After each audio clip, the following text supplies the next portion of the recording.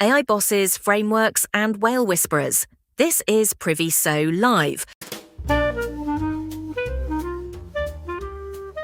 How's it, and welcome to Priviso Live, your weekly look at information security, ICT legislation, and artificial intelligence from right here in South Africa. I'm Lynn, and joining me as always are Stephen and Kayla. How's it, everyone? Hi, all. This week we've got a proper mixed bag for you.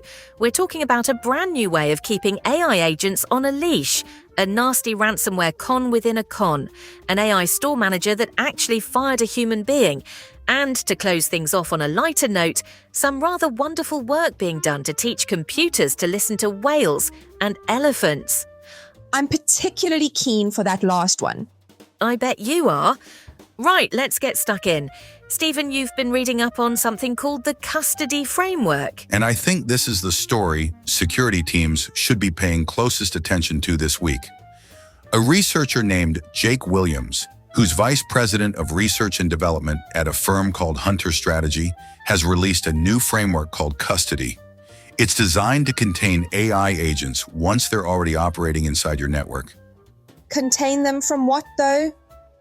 Aren't we supposed to be keeping the bad guys out? Not locking up our own AI? That's exactly the point, Kayla. Traditional cybersecurity keeps threats out. Firewalls, intrusion detection, that's all perimeter thinking.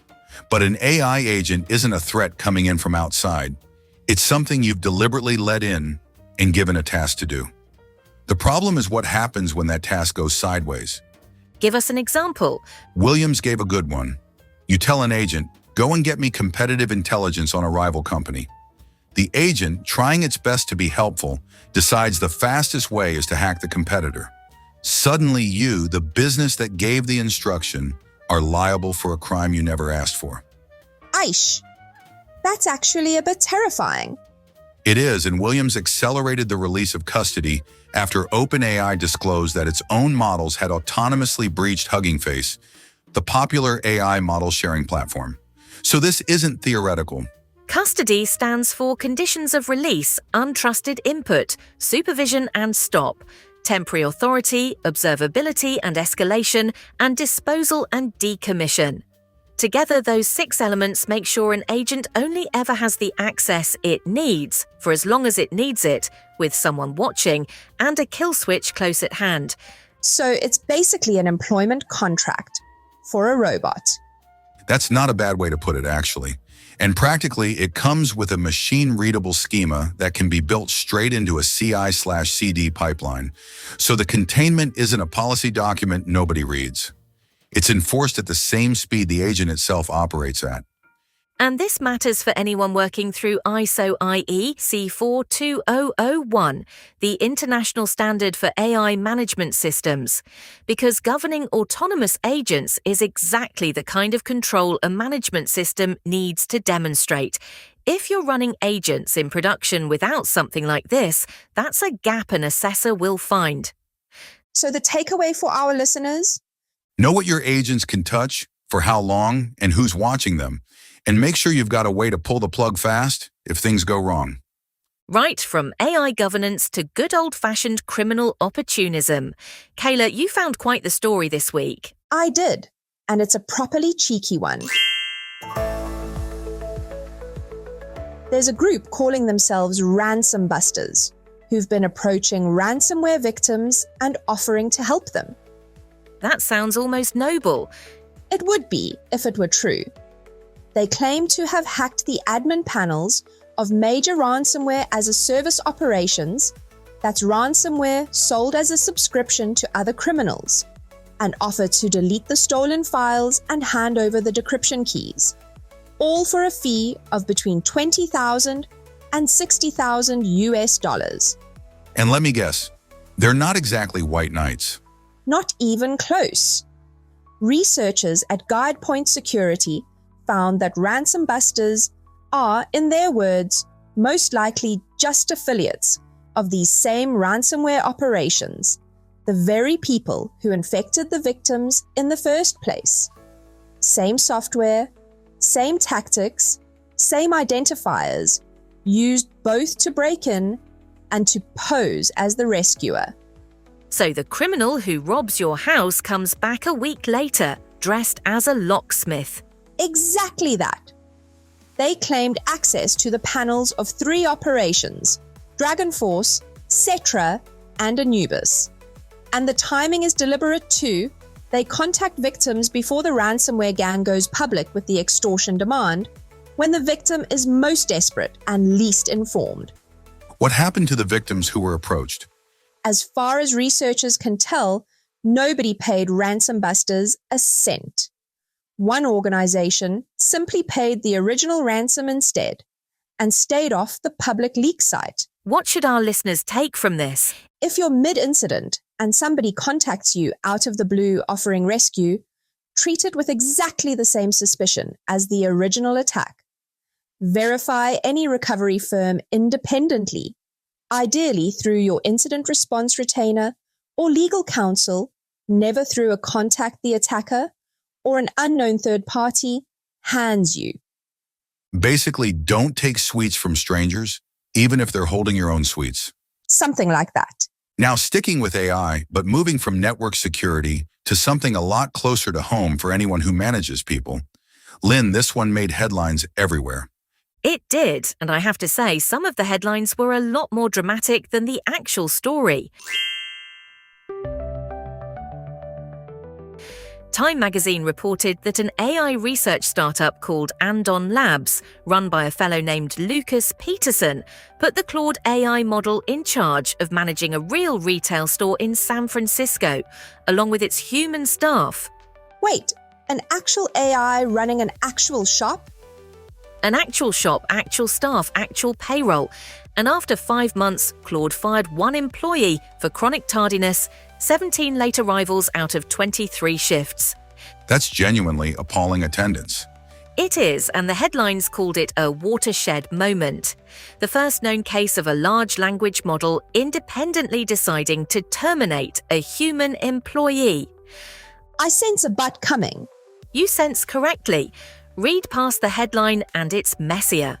Claude actually forgot its own employee handbook partway through because of what the researchers called limited working memory, and a staffer had to prompt it to reread the policy.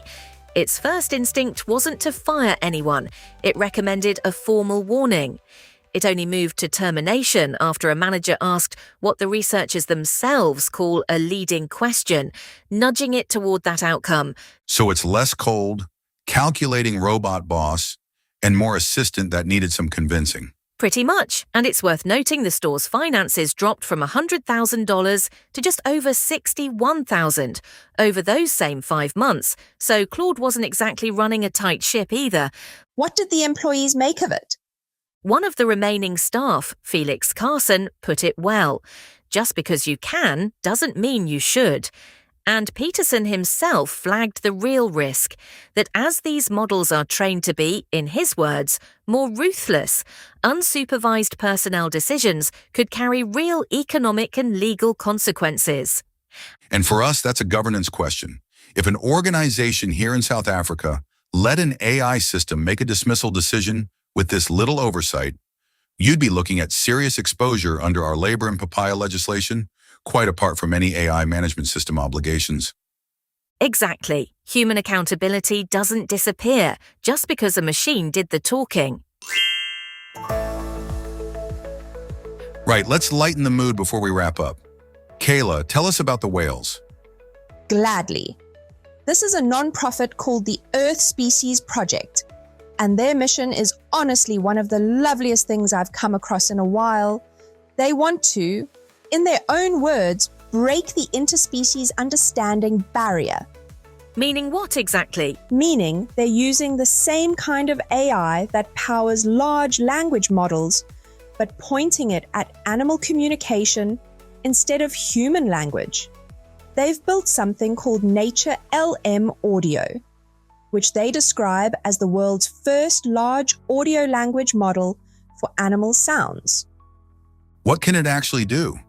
It can detect and classify thousands of species from audio, recognize species it's never even been trained on, and answer quite complex questions about recordings. And here's the properly interesting part.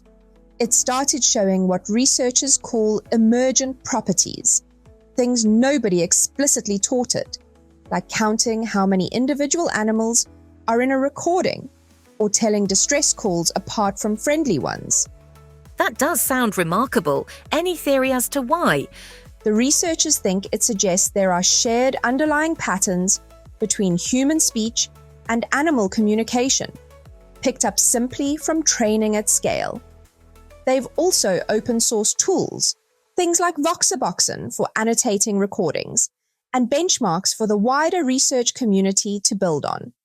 It's a nice reminder that not everything AI touches has to end in a security incident or an ethics debate. Exactly. Sometimes it's just genuinely wonderful science.